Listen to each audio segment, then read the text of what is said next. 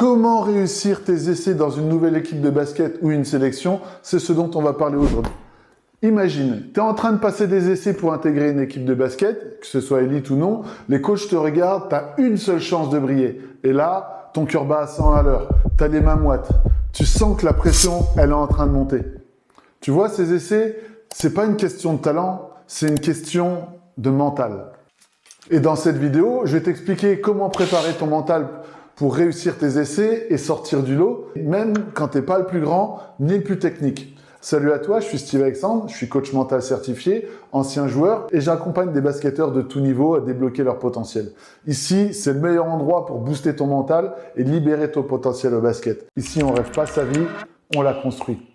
Et si c'est la première fois que tu tombes sur cette chaîne, abonne-toi dès maintenant pour ne manquer aucun contenu. Dans cette vidéo, tu vas apprendre comment gérer la pression des essais. Tu vas apprendre comment rester concentré même après une erreur. Et surtout, tu vas apprendre comment te présenter dans ta version la plus confiante, dans ta version la plus puissante. Et surtout, reste bien jusqu'à la fin parce que je vais te présenter les erreurs communes à éviter lorsque tu fais des essais. Et tu vas voir, la dernière erreur, c'est la plus commune. C'est celle qui te fait planter à tous les coups.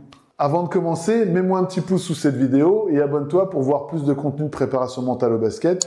Et ça m'encourage en plus à créer toujours plus de contenu de qualité.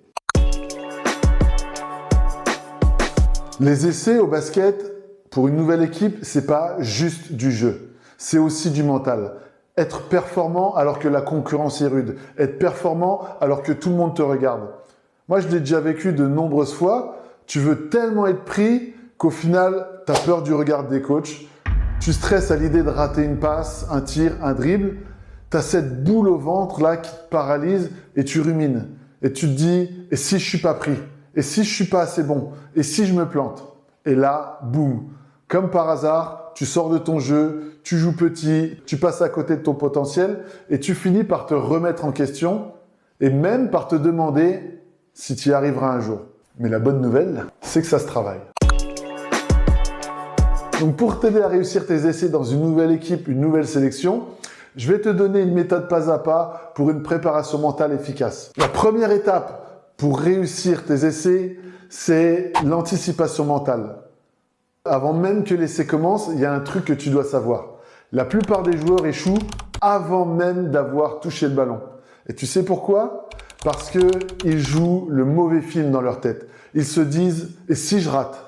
Ils se disent « et si je perds mes moyens ?» Ils se disent « et si je déçois ?» Et devine quoi? Leur cerveau commence à visualiser l'échec. Un tir raté, une passe interceptée, une action molle. Et là, le cerveau, lui, il s'en fout que ce soit un vrai souvenir ou une image mentale. Ce que ton cerveau voit, il le renforce. Donc, au moment de l'essai, stress maximum, jambes molles, lucidité zéro et les mains moites. Et parfois, tout s'écroule à cause de scénario mental que tu as mal programmé.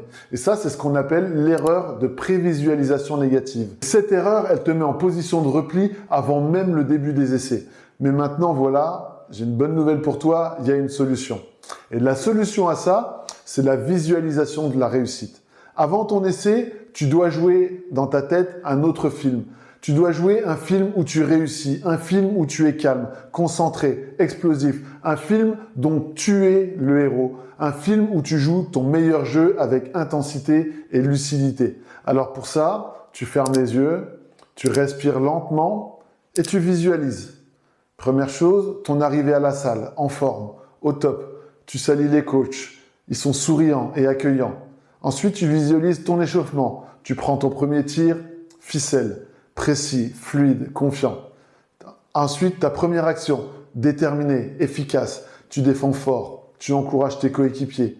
Ensuite, tu visualises ton langage corporel, fort, présent, aligné. Imagine le regard du coach, impressionné par ton sérieux. Ressens la sensation dans ton corps, des muscles toniques, respiration posée, confiance au maximum, la Mamba mentality, quoi. Ensuite, tu entends les sons, les dribbles, les encouragements, le ballon qui entre dans le panier. Et là, tu dois vivre l'essai comme si c'était déjà gagné. Tu dois le vivre mentalement comme si c'était réel. Et plus tu répètes ce film dans ta tête, plus ton cerveau s'y habitue et plus il croit que c'est possible. Et dans ce cas-là, plus ton cerveau t'aide à le reproduire en vrai. C'est comme un entraînement invisible, mais qui est ultra puissant. Donc commence par visualiser tous les jours, fermer les yeux, imagine-toi sur le terrain, confiant, à l'aise, déterminé, et ressens ce que ça fait quand tout ton jeu est fluide. Ressens ce que ça fait quand tu entres dans cet état de flow. La deuxième étape, c'est la gestion immédiate de ton stress. Maintenant, imagine un instant. Tu es à quelques minutes de ton essai, tu as ton short, ton maillot, ta boisson, tu fais quelques dribbles, tu souris, mais à l'intérieur de toi, c'est la tempête. C'est là en fait que beaucoup de joueurs tombent dans le piège du faux calme. Tu te dis, ah, ça va aller, je gère. Ta gorge est serrée, ton cerveau, c'est le mode panique. Tu essaies d'ignorer le stress au lieu de le transformer. Et résultat, première action, hésitation. Deuxième, balle perdue. Troisième, tu sors du terrain. La solution alors, c'est la respiration carrée. C'est la respiration que j'enseigne à tous mes joueurs en coaching mental. C'est un outil simple, rapide, mais redoutablement efficace. Parce que cette respiration, elle agit directement sur ton cerveau, sur ta physiologie. Elle calme l'amygdale, c'est-à-dire la zone d'alerte, cette zone de danger dans ton cerveau, et elle réactive ton lobe préfrontal, celui de ta lucidité, de ta prise de décision et tes capacités d'analyse. Voilà comment tu vas faire. Juste avant ton essai, tu inspires par le nez pendant 4 secondes, tu bloques l'air dans tes poumons pendant 4 secondes, tu expires doucement par la bouche pendant 4 secondes et tu retiens ton souffle vide pendant 4 secondes. Et tu recommences 3 à 5 fois. Tu fais ça n'importe où, dans le vestiaire, sur le banc, en faisant même semblant de regarder le plafond. Et cette respiration, c'est pas juste un truc de yoga. C'est un hack neurologique. Elle dit à ton corps, je suis en sécurité, je suis prêt, je suis calme. Et ça change tout. Tu récupères ton focus, tu restes maître de tes émotions et tu entres sur le terrain avec puissance et contrôle. Donc tu passes d'un état dispersé à un état centré.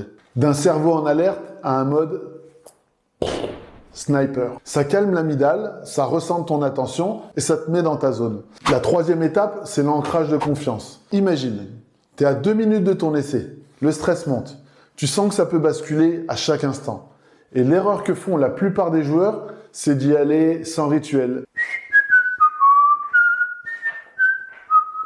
Ces joueurs, ils bossent la technique, mais ils laissent leur mental au hasard. Résultat, un jour ça passe, un jour ça casse. Mais les meilleurs joueurs, ils ont un ancrage de confiance. Un geste, une phrase, une posture qui déclenche instantanément leur état de flow. Kobe, il est entré en mode Mamba avec une routine précise. Toi aussi, crée ton propre rituel. Une phrase comme « je suis prêt ». Un geste qui t'active, comme claquer dans les doigts, taper sur ton bras. Ça peut être une posture qui t'aligne. Et répète-le le plus souvent possible. Ton cerveau, il va l'associer à la confiance. Le jour de ton essai, tu l'actives et tu arrives sur le terrain focus, calme et puissant. Ton mental, il suit plus ton stress, il suit ton intention. Avant de passer à la dernière étape qui, selon moi, est fondamentale, je vais d'abord aborder la gestion de l'erreur en temps réel. Imagine le truc. Tu fais une erreur pendant l'essai, une passe ratée, un tir manqué, et là, ton mental bascule. Tu te dis, ah, c'est mort, j'ai tout gâché. Erreur classique, tu restes bloqué sur l'erreur. Tu rumines, tu sors du match mentalement. La semaine dernière, dans ma vidéo « Comment reprogrammer ton cerveau comme un MVP », elle va s'afficher juste ici, je te parlais de la technique infaillible de Kobe Bryant. On écoute à nouveau Tony Parker. D'élite. J'avais du mal des fois quand je commençais un match et je loupais mes 3 premiers tirs. Je me disais, oh, ça va être un match de merde et ça, je me prenais trop la tête. Ouais. Et donc, ça a affecté mon prochain tir. Et un jour, j'ai demandé à Kobe Bryant, j'ai fait, Kobe, tu penses à quoi? Et Kobe, il disait, Delete.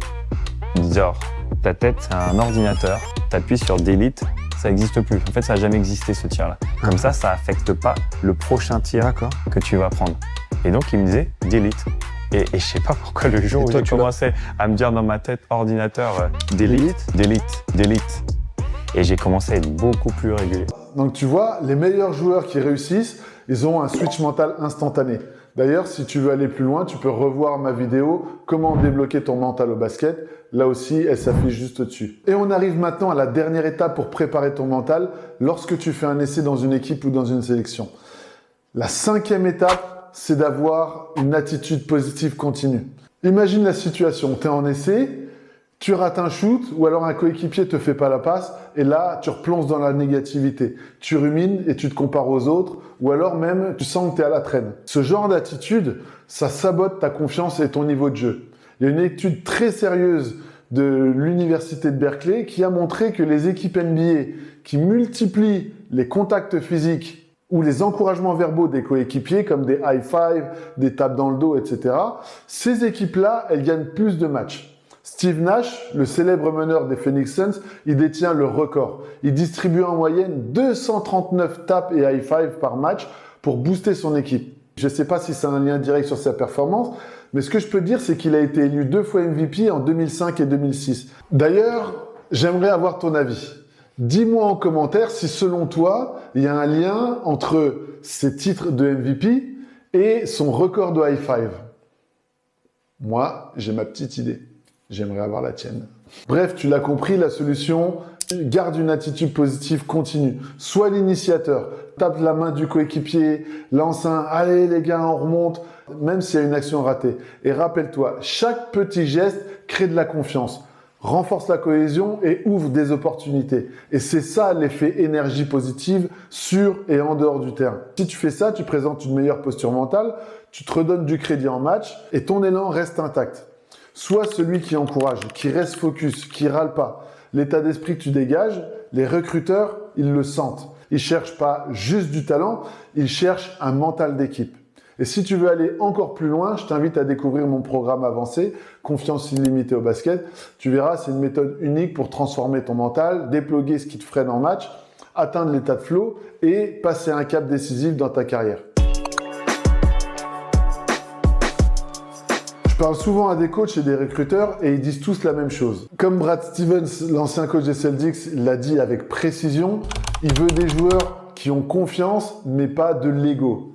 De l'ego, oui, c'est important, mais pas un sur-ego. Il veut des mecs qui ratent mais qui reviennent plus forts à l'action suivante.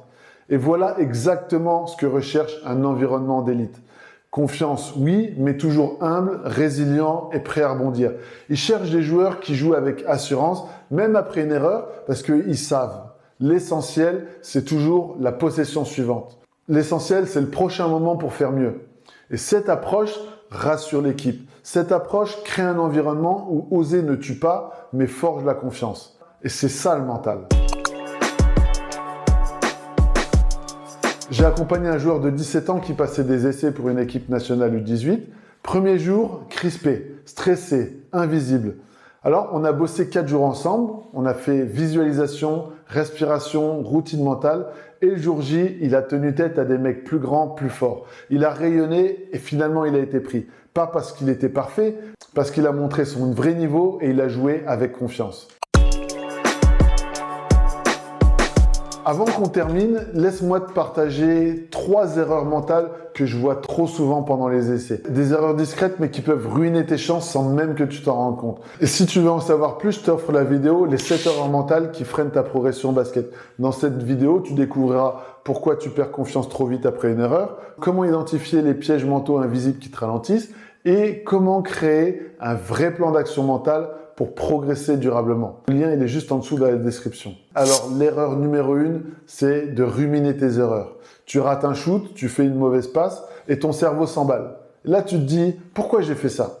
J'ai encore tout gâché. Alors, stop. T'es pas là pour analyser tes échecs en direct. Ce qui compte, c'est la prochaine action. Alors, respire, redresse-toi et enchaîne. C'est ce que font tous les grands joueurs. Ils ratent, mais ils reviennent forts juste après. Pas besoin d'être parfait, juste besoin d'être présent. L'erreur numéro 2, c'est de te comparer aux autres.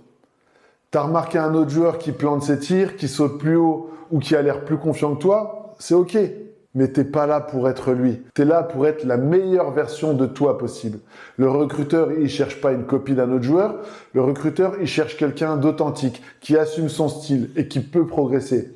Il cherche quelqu'un qui est coachable. L'erreur numéro 3 que beaucoup de joueurs font, et celle-là, elle est éliminatoire, c'est de vouloir impressionner. Le jour de l'essai, certains joueurs veulent tellement se faire remarquer qu'ils en oublient l'essentiel. Performer. Ils tentent des actions qu'ils ne maîtrisent pas vraiment, des passes risquées, des tirs compliqués, des moves qu'ils n'ont jamais travaillé sérieusement à l'entraînement. Pourquoi? Parce qu'ils veulent briller, parce qu'ils se disent que c'est leur seule chance de marquer les esprits. Mais au lieu d'impressionner, ils font des erreurs. Le stress monte, la lucidité baisse, et en face, les autres joueurs sont plus compétitifs. Résultat, eh ben les mecs, ils sortent de leur jeu naturel, ils perdent leurs repères et finalement, ils passent à côté de leur vrai niveau. Donc, retiens bien ça. Un coach préfère un joueur simple, fiable et engagé plutôt qu'un joueur qui est spectaculaire mais qui est finalement instable. Alors, sois toi-même. Fais ce que tu sais faire de mieux, mais avec intensité, avec concentration et avec régularité. Maintenant, tu as toutes les clés pour réussir tes essais. Visualisation, respiration, ancrage, gestion des erreurs et attitude positive. Mais n'oublie pas, le talent attire, le mental retient. Et ceux qui sont choisis, ce sont souvent ceux qui ressuscitent, qui sont constants, qui sont engagés, même sous pression. Et dans un essai, quand tu fais des tests, c'est pas toujours le plus spectaculaire qui est sélectionné, c'est celui qui reste lucide sous pression, celui qui rayonne par sa constance, son énergie et son engagement. Et si tu veux un coup de pouce personnalisé, réserve un appel avec moi et on verra ensemble comment construire ton mental sur mesure, adapté à ton profil et à ton objectif. Il y a tout ce qu'il faut sous la vidéo pour me contacter. Abonne-toi si ce n'est pas encore fait, like cette vidéo si elle t'a aidé, partage-la à un coéquipier qui prépare aussi des essais et dis-moi en commentaire ce que tu ressens quand tu passes des sélections. On se retrouve dimanche prochain pour une nouvelle vidéo et d'ici là, verrouille ton focus, aligne ton mental et surtout, ose rêver grand.